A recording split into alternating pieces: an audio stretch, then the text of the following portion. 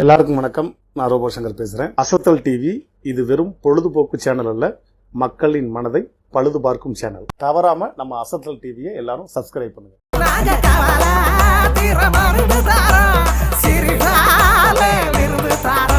அண்ணன் வையாபுரி அண்ணன் நிகழ்ச்சிக்கு வருவன் வரவேற்று வணங்கிவிட்டு, இந்த உலகம் முக்கால் பங்கு தண்ணீரால் நிரம்பியது அப்படின்வாங்க. அதே மனுஷ வாழ்க்கை முக்கால் பங்கு கண்ணீரால் நிரம்பியது அப்படின்வாங்க. ஏன்னா எவ்வளோ பெரிய வசதி உள்ளவனும் நான் 5 மில்லுக்கு முதலாளி அப்படின்வான். ஆனால் டாக்டர் சொல்லியிருப்பார் 2 இட்லியை தவிர வேறு எதுவும் சாப்பிடக்கூடாது அப்படின்ட்டார். நிலைமை அப்படி. அதனால் எல்லாருமே சந்தோஷமாக இருக்கான்னு கேட்டாலும் முடியாது. ஏன்னா சந்தோஷம் என்பது நாம் விரும்பியதை செய்வதில் அல்ல, மக்கள் விரும்புவதை செய்வதில் இருக்குது அப்படின்னு. மக்கள் விரும்புகிறாங்க, நம்ம நிகழ்ச்சி பண்ணிக்கிட்டு இருக்கா தான். நான் சிரிப்புக்கு இலக்கணம் கிடையாது. இப்படித்தான் சிரிக்கணும் யாராவது சொல்லியிருக்கானா? வாயை நல்லா வண்டியூர் கம்மா மாதிரி பெருசாக நீட்டிக் கொள்ளுங்கள், உங்கள் உதடை உடுமலை பெற்ற உரல் மாதிரி உருட்டி கொள்ளுங்கள்னு சொல்லி இலக்கணம்லாம் கிடையாது. வந்தால் டக்குன்னு சிரிக்க போகிறோம் போகிறோம், இதில் ஒன்றும் கிடையாது. ஆனால் நம்ம நிகழ்ச்சியில் அது ஏகப்பட்ட விஷயம் இருக்கும். ஒன்றும் பெருசாக யோசிக்க வேணாம். இப்போ பாருங்களேன், நீங்கள் நல்லா சிரிச்சுக்கிட்டு இருக்கும்போது பாருங்களேன், கக்குன்னு சிரிச்சுக்கிட்டு இருக்கும்போது ஒரு ஆள் ஜோக்கு அடிச்சுக்கிட்டா சிரிச்சுக்கிட்டே இருக்கான் நிறுத்தாமல். என்னையா அவர் ஒன்றும் ஜோக்கு பெரிய ஜோக்கு மாதிரி தெரியல, அதுக்கு போய் இந்த சிரிப்பு சிரிக்கிறார். சும்மாரியா, நம்ம நிறுத்தணும்னா அடுத்த ஜோக்கை சொல்ல ஆரம்பிக்கிறோம் பாவி அப்படின்னா. அப்போ ஜோக்கு சொல்லி கஷ்டப்படுத்துகிற ஆள் உண்டை. ஒரு வீட்டுக்கு போயிருந்தேன், அந்த நண்பர் சாப்பிடுங்க சாப்பிடுங்க, இல்லை வேணாமுங்க ஐயா சாப்பிடுங்க, சொன்னா கேளுங்க சாப்பிடுங்க, அல்ல வேணாமுங்க பரவாயில்ல. ஏன்னா இப்படி ஒரு அன்பா வீட்டில் ஒய்ஃப் கூட இப்படி தரமாட்டாள். இந்தாங்க சாப்பிடுங்க போதுமுங்க.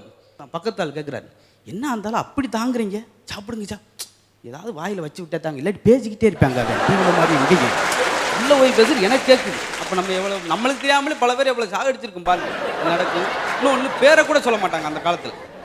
வீட்டுக்கு வந்தோம்னா வீட்டுக்கார் பேரை சொல்ல மாட்டாங்க. பார்த்துருக்கீங்களா? சென்சஸ் எடுக்க வருவார்.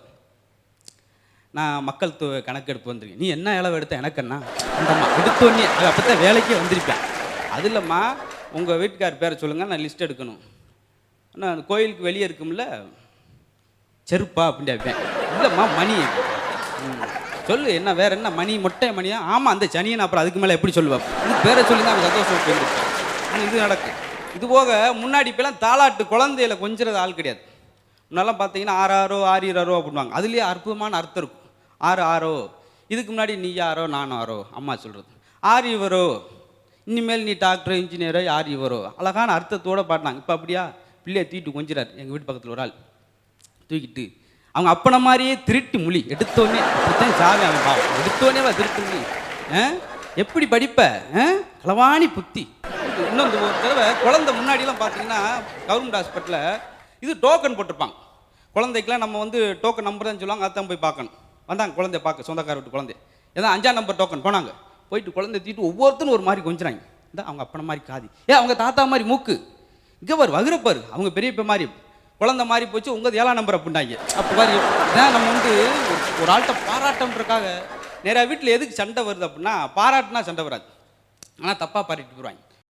எடிசனை அவர் 1000க்கு மேற்பட்ட கண்டுபிடிப்புகள் கண்டுபிடிச்சவர். விளக்கை கண்டுபிடிக்கணும், பல்பை கண்டுபிடிக்கணும் ரொம்ப ஆர்வம்.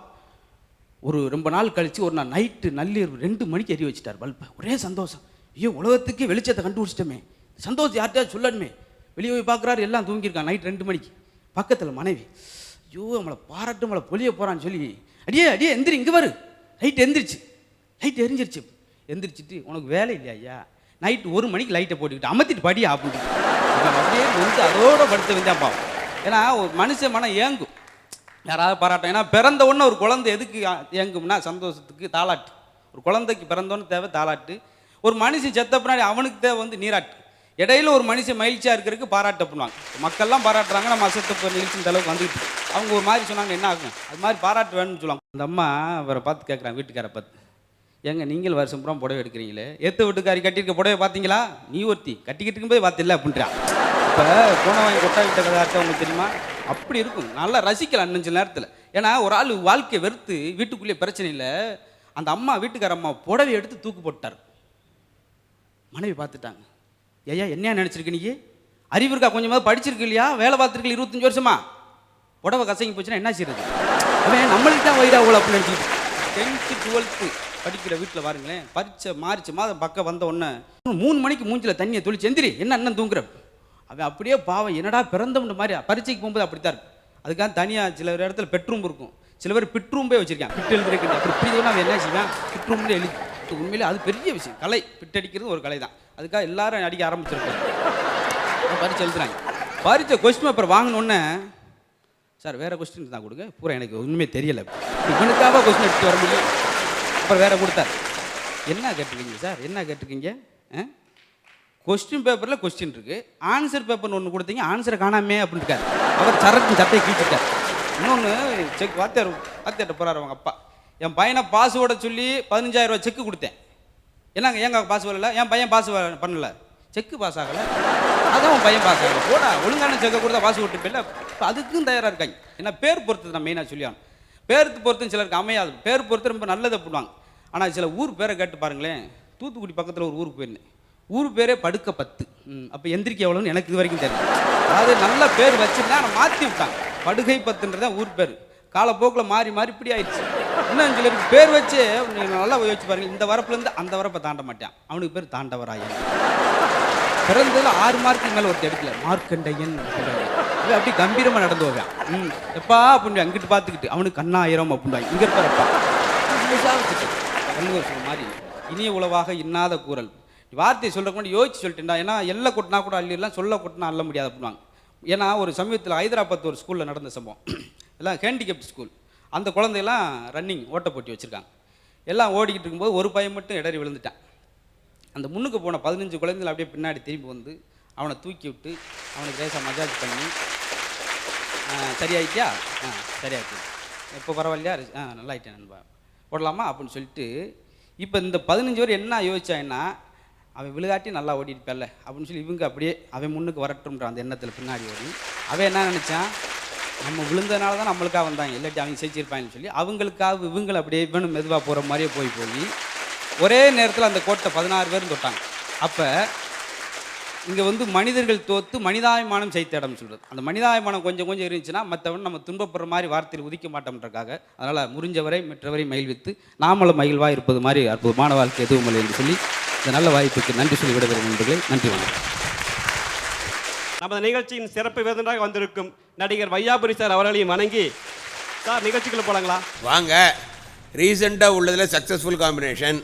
இன்றைக்கி என்ன செஞ்சு அசத்த போகிறீங்க சார்? சமீப காலமாக போலி டாக்டர் நிறையா பிடிபடுறாங்க. இந்த போலி டாக்டர் என்னதான் பிடிபட்டாலும் நாளுக்கு நாள் பெருகிட்டே தான் போகிறாங்க. போலி டாக்டர் நீங்கள் சொன்ன மாதிரி விஷயம் தெரியாமல் டாக்டராக இருக்கிறது. அப்போ என்ன ஆயிருக்கு, ஒருத்தர் வந்து வீட்டில் ஹாட் வாட்டரில் காலை வச்சுருக்கார். எதுக்குன்னா கால் வீங்கியிருக்கு. அந்த பக்கமாக வேலைக்காரி பெருகினே வந்துருது ரூமை. பெருகி வந்து என்ன ஆயிர, என்ன பண்ணிக்கிற? இல்லை கால் வீங்கியிருக்கு, ஹாட் வாட்டரில் வச்சுருக்கிறேன். ஐயா தப்பு ஐயிற, கால் வீங்கிச்சுன்னா ஹாட் வாட்டர்லாம் நீ காலை வைக்கக்கூடாது, ஜில்லு தண்ணியில் தான் வைக்கணும். இவருக்கு ஷாக்கு. டாக்டர் ஹாட் வாட்டரில் தானே காலை வைக்க சொன்னார், வேலைக்காரி இந்த மாதிரி சொல்கிறாள்னு சொல்லிட்டு கிராஸ் செக் பண்ணுறதுக்கு டாக்டர்கிட்ட ஃபோன் பண்ணி, டாக்டர் கால் வீங்கி இருந்தது, நீங்கள் சொன்னீங்க ஹாட் வாட்டரில் காலை வச்சுக்கோன்னு, நானும் வச்சுருந்தேன்.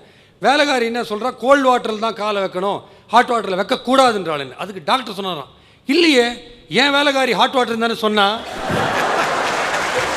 ஆனால் இந்த போலி டாக்டர் மாதிரி எல்லாத்துலேயுமே உண்டு. ஒரு விளம்பரம் வந்தது, அதில் இதே மாதிரி கொடுத்துருந்தாங்க. பக்கத்து பக்கம் படங்களுடன் முக்கியமான செய்திகள், கன்னி பெண்களும் 16 வயது தாண்டியவர்களும் படிக்க வேண்டிய புத்தகம், 500 ரூபாய் விலை அப்படின்னு போட்டாங்க. எக்கச்சக்கமாக மணி ஆர்டர் வந்துடுச்சு. கடைசியில் பார்த்தா சமையல் புத்தகம்.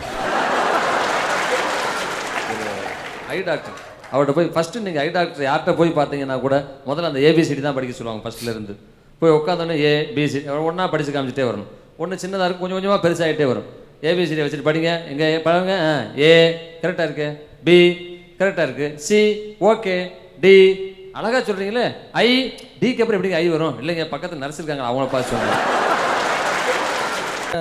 ஒரு டாக்டரு, ஒரு பேஷண்ட்டு, அவர் டாக்டர்கிட்ட வேலை பார்க்குற ஒரு கம்பவுண்டர், இவங்க 3 பேரும் ஒரு ஆஸ்பத்திரிக்குள்ளே என்ன நடக்குன்ற ஒரு சின்ன கான்செப்ட் சார். நீங்கள் ஏன்னா பெருசாக அசைத்திடுவீங்கன்னு தெரியும், அசைத்திருங்க. மணி 11 ஆச்சு, இன்னும் இந்த டாக்டர் காணும். இந்த டாக்டர்கிட்ட கம்பவுண்டராக வேலைக்கு சேர்ந்ததுக்கு பேசாமல் கார்பரேஷன் லாரியில் டயராக இருந்தாங்க கூட 4 வீதி சரி வர்ற வரைக்கும் தூங்குவான்.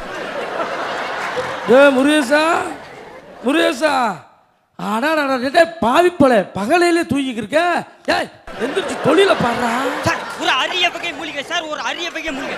இந்த லேக்கியத்தை வாங்கி நீங்கள் வாயில் போட்டிங்கன்னா இந்த லேக்கியம் கரையாதுக்கு முன்னாடி சார் சார் கம்பெனி விளம்பரத்துக்காக சார் கம்பெனி விளம்பரம். டேய் வாய முறை வாஸ்பேசன் தலையா ஓட்டனா நம்ம புளியத்தை விட்டு 6 மாசம் ஆச்சா இல்லையாடா? இப்போ நம்ம என்ன வச்சு நடத்திக்கிருக்கோம்? குப்பை கூலமா இருந்துச்சுன்னா உள்ள எவராவது ஒரு பேஷண்ட் உள்ள வருவானாடா? எப்படி உள்ள வருவேன்? சும்மா இருங்க சார், நீங்க சுத்த பத்தமா வச்சிருந்தா பெரிய ஹாஸ்பிட்டல் நினைச்சு நிறைய காசு போடுவாங்கன்னு எவனும் வர மாட்டாங்க. அப்ப இப்படி இருந்தாத்தே உள்ள வருவாங்கன்ற. அப்பவும் வர மாட்டாங்க. என்னடா சொல்ற? பின்ன என்னங்க சார், போன மாசம் பைல்ஸ் ஆபரேஷன் மயில்சாமி வந்தேன். பின்னாடி வந்த ஆபரேஷன் முன்னாடியில பண்ணி விட்டீங்க நீங்க. நல்லா தாண்டா பண்ணிக்கிறீங்க. லவக்குன்னு கத்தி வைக்க நேரத்துல லவக்குன்னு திரும்பிட்டான்டா. படா இடத்துல பட்டுச்சு. அதுக்கெல்லாம் போய் பெருசு படுத்தலாமாடா? அருவாளோட சுத்திட்டு இருக்கான் வீதி வீதியா. என்னடா அவங்க அக்கா மகளோட சுத்துற மாதிரியே சொல்ற? அண்ணா வாயிலே வெட்டுறாயா.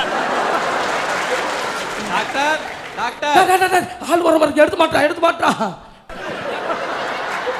டாக்டர் வாங்க, நான் தான் டாக்டர். டாக்டர் என்ன டாக்டர் எல்லாம் பேரை எழுதி மாட்டுவாங்க, நீங்க என்ன மீனம் ராசின்னு மாட்டிருக்கீங்க? தம்பி வெளியில ரொம்ப பேர் ராசிலா டாக்டர் அடிக்கடி ரொம்ப பேசுறாங்க.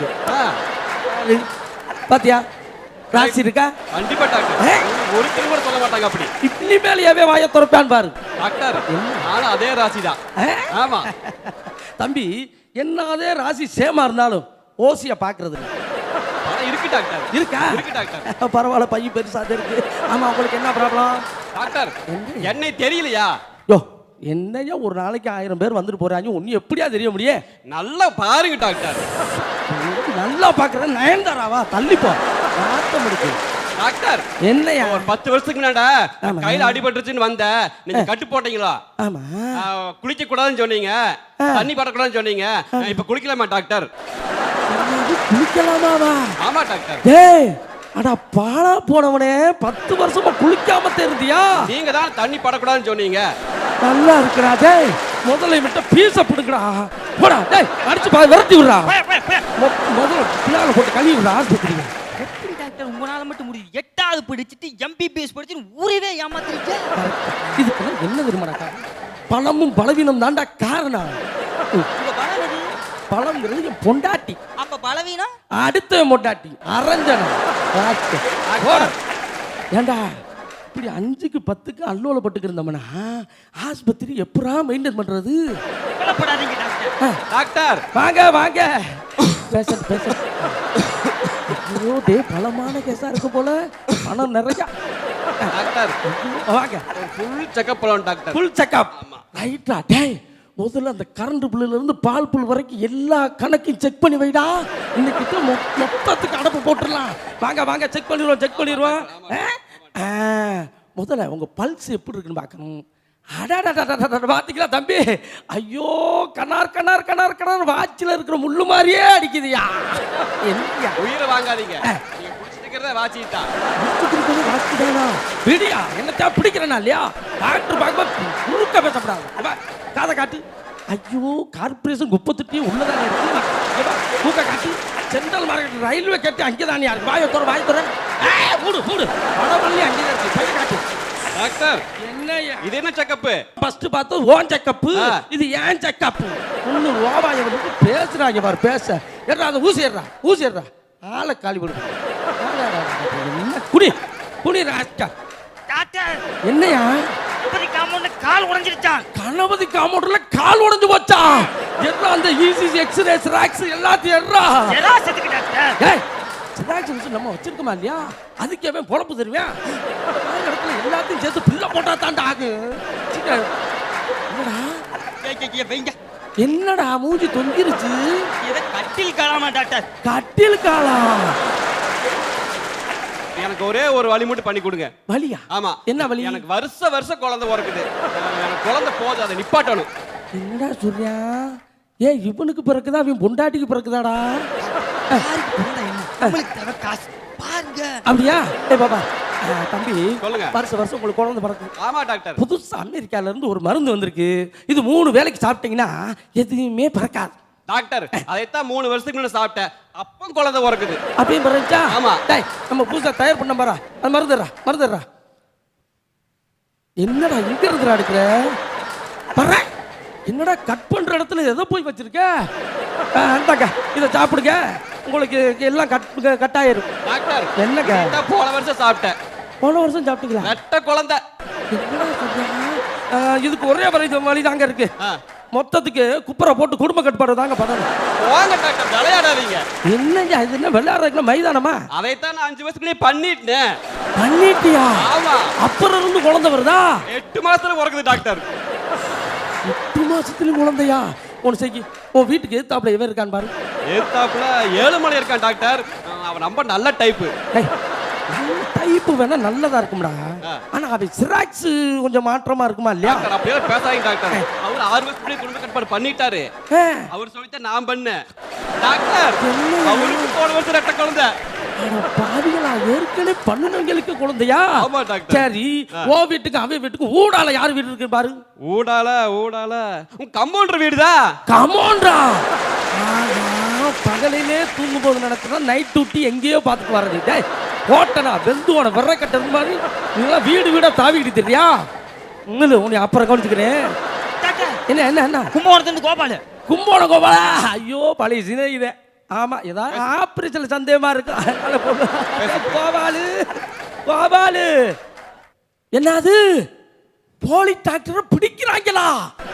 முருகேசா, எல்லாத்தையும் மூட்டை கட்டு நம்ம கிளம்புவோம். டாக்டர் எங்க போறீங்க? எனக்கு வழி சொல்லுங்க. ஐயோ நான் டாக்டர் இல்லையா? அப்புறம் நான் போலி டாக்டர். முருகேசா நானும் வரேன்.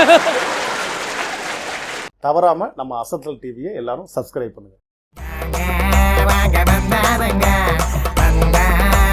சிரிக்கானுங்க நாங்க